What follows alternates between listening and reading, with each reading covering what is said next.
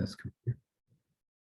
Welcome everyone to Fire and Water, the podcast. I'm Tennyson Wolf, and as you can see on your screen, if you are watching this, I am joined with Quinita Robertson. We're actually in, Quinita, your house. You're off in one room and I'm in another room, and I'm looking out the window at the rain starting to come down. Wow, it is blowing hard and raining hard out there just as we begin this. Yeah, the water spirits are alive. What's that? The water spirits. The water spirits are alive. Well, and maybe that gives us our intro. For those of you who have been listening before, we offer this podcast as one of the ways, Quinita, that you and I get to kind of think out loud with one another and learn out loud with one another in the form of voice, and now some picture with one another, and a little bit of lightning maybe, or a little bit of thunder going on out there.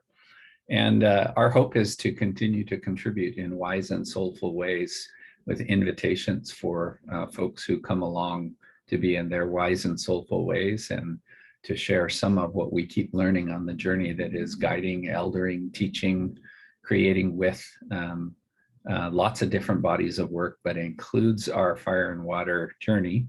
And we are on the eve, if you will, in 2 days. Today's Monday. In 2 days, we'll be gathering for the third and final retreat of our second cohort people, fire and water, and there's about 20 folks that are coming through. So you and I are up to our ears in some prep and some celebration and some wondering out loud. We do our own layers, and then we also give some real attention to our people that are coming. And I think we're talking a little bit about at least the whole of the gathering. Yeah, I'm excited to be gathering with them. You know, one of the things in a COVID kind of way, this particular group, their first fire and water retreat was done online. And then we were able to come together in December for their second retreat, which was centered on kind of leaning into the medicine. And now this retreat that we're going into, I always think of this part of the journey, the return, as kind of Christmas. We get to see kind of a little bit of what their experiences have been through what we call a presentation of learning. So each of them will present kind of what they've learned. And I always find, even though we're tracking people as they're in the 16 months and we get these touch-ins with them, whether it's the retreat or base camp or one-on-one coaching sessions, that there's still so much of the journey that we don't know that they're in. And so this particular retreat, for us all to be together and bear witness to where they've been and what they've learned, not just what they've done, but what they've learned, is really exciting to me. Yeah, I feel that too. There's a kind of celebration that's here. You and I talk about it a lot.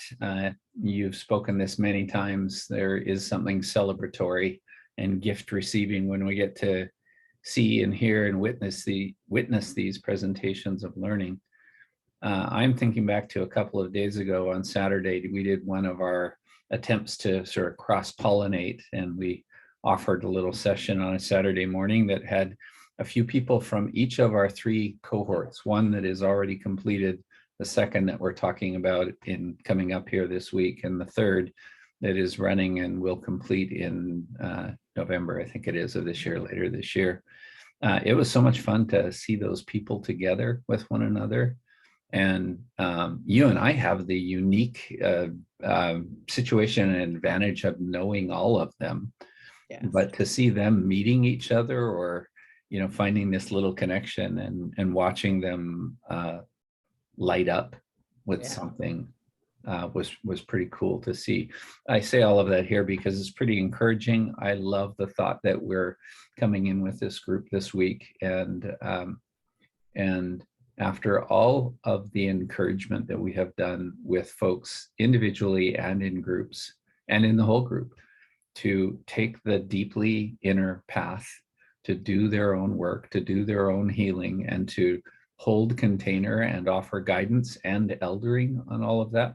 Mm-hmm. It's pretty remarkable. I feel pretty excited about being able to see these people in a return way, as you described. We have met before in the context of our home base for fire and water, the Hope Springs Institute in Peebles.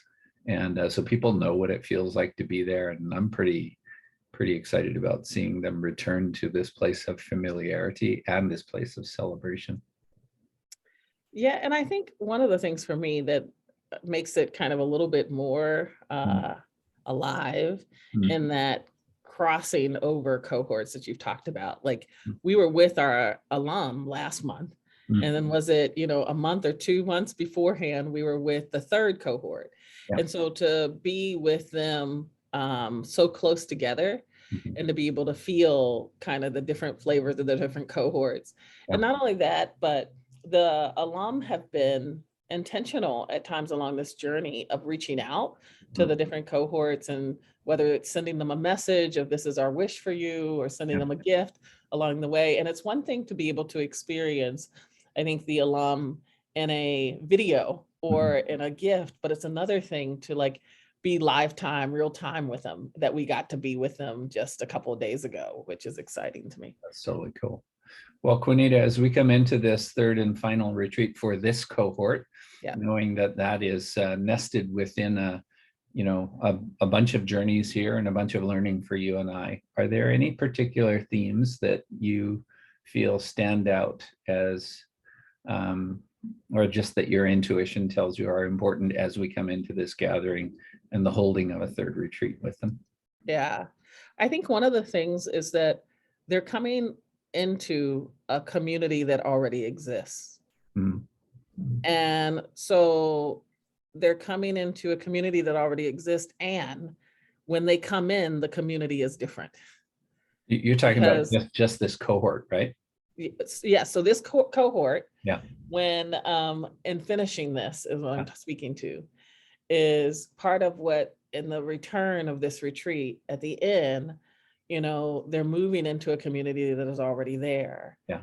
But the retreat, I hope part of what happens Mm. is we get to hear some more around who they've discovered themselves to be, Mhm.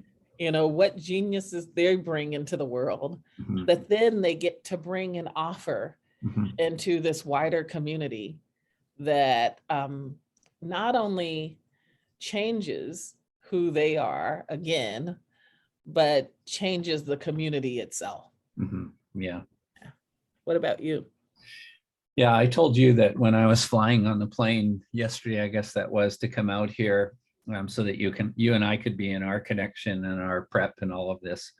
I was having quite a moment on the plane because I started thinking about this group and I was thinking about specific people, and that took me into a whole really fantastic exploration in my notebook in seat row 18, seat A, to be able to just like map things, because I'm a person that really benefits from mapping and putting Yeah. things on paper and seeing different colors on the page.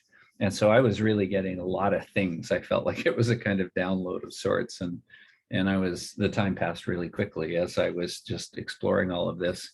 There are some themes. These have been themes that have shown up along the way, or maybe been refreshed also by being with that group on the weekend recently, or the alumni group recently.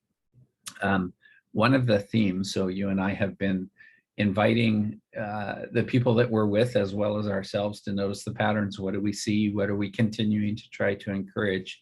And one of those themes is around coming home to self. And I think this is one of the things that's quite different in the program that we're offering. I love it when people get smarter and they have cool resources and all those things. But there's this way in which we are encouraging them to come home. And the coming home inevitably is to within their own skin, and yet in the company with other people who are also taking that journey. So the fact that we are able to encourage that and notice like the deep and powerful sourcing that is coming home to self, and recognizing the unique genius, that's some of the language that you've used, the unique genius and the just powerful presence that we can be when we are so deeply inner sourced and yet connected in a community of others doing that. That's one of the themes for me. A second one that I really came about within the last month and a half for me, that I've shared with you, and it came about because of our alumni gathering, or that's when it started to become apparent for me. And I've been using it ever since then in the last 6 weeks or so as a kind of metric for how I am with groups and how groups are when they are together. And so this is the part that you heard before. I'm looking for aliveness. And the aliveness is of a couple of particular things for me. Is there aliveness in learning? And is there aliveness in loving? And if those two things are in place, then something important is happening. And when I talk aliveness in learning, I'm talking about how things seem to pop and we feel things, and excuse me, some of the insights come easily or naturally. Aliveness in loving is so closely related to that, where we realize that we are so deeply connected. I'm talking about all of us now, so deeply connected with one another and so welcoming of who people are, to be in that kind of connection / loving and learning with one another. If I pull all of that down into one little example, this came out of our call recently last week with the group that is convening this week. And I think we had offered a little question about roommate preferences. We have enough bodies to share rooms. And I remember when we were first doing that and the people don't know each other, it always feels like there's such a hesitation. And, for the ones that don't know one another, there's more requests for private rooms, which we generally don't have. And at this point now in the journey, that is such a moot point. Like people are just, oh, you could sign me up with anybody. I'd be happy to roommate with this person or this person or this person. That demonstrates to me some aliveness in loving, and I think some aliveness in learning. And those are words to try and describe something, but I think they really touch an aspect of a kind of energetic field or a vibrational field that is so much a part of fire and water to me, and what we're creating and inviting and challenging ourselves and others into. I think I can't help but to think of their kind of this last retreat and compare it to the time of life that I'm in with my children, which, my daughter just graduating from high school and my son coming back from Spain. And there's a part of going out into the world that I think about, and I think about with them, and sense of I have some of the same wishes. It's kind of well, you've learned some stuff here. Don't leave here and forget that some stuff that we've poured things into you, and you've poured things into each other, and that take that with you. I heard a woman once say, I'm gifting this through you, not to you, and so remembering to carry that into the world, and that you can come back home from time to time, that you can come back and check in and say, I have people that I can go to. I'm not alone in this journey, and I don't have to carry it all by myself. And that you have something special to offer, that that hopefully, they've learned some really important good stuff about themselves, and that they've grown some courage to share it. Yeah. And then I think the last thing I would say is that love isn't just a feeling, but a choice and an action. Yeah. And that, so often I think we think of it as feeling instead of, no, we've chosen each other. We've chosen to come into this journey together. We've chosen to practice and act out of places of love, and remembering that in their encounters as they move forward. Yeah, that's pretty good. Anything else to share for this time? No, I'm just excited to be with them and to discover and to be able to witness, where are they now? And, we sent out recently the interviews that we had recorded, so that they could see those and preparing for who they used to be 16 months ago, and now who are they? And so I'm excited to hear a little bit about what that was for them, and just where are they and where do they want to go from here? That's beautiful. I think for me, what I would add in, because these are sort of the bigger stories that we try to translate into a program, and holding each other and guiding, these people.